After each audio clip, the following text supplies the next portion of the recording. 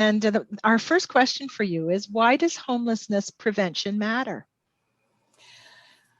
I think it matters fundamentally because homelessness erodes people's mental and physical health, their well-being, their connections to people and to places.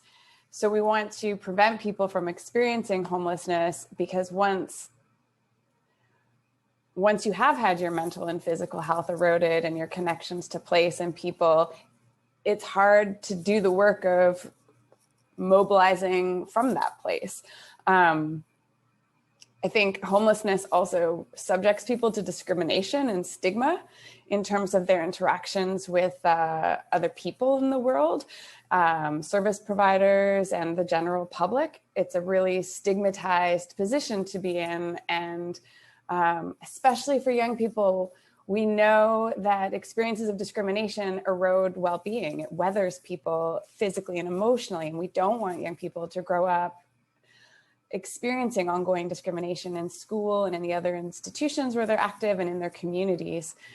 I think homelessness also, insofar as it creates material instability in young people's lives, it can undermine their connections to school and to work and other institutions and phenomena that we know can be protective for young people, can in the long term lead to greater feelings of purposefulness and the capacity to actualize one's dreams for oneself. Mm-hmm. And it's really hard to do that when you don't have the things that you need to feel stable and well and safe.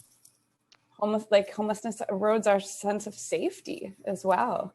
And again, that's not good for anyone, but particularly for young people who are growing up, to grow up in conditions where you feel unsafe, where you feel constantly on guard. That creates stress in bodies that has to be metabolized at a period of developmental activity. Like this is not where we want to be metabolizing in crazy amounts of stress. Mm-hmm. Mm-hmm. So foundationally, yes, right across the board, eh? Mm-hmm.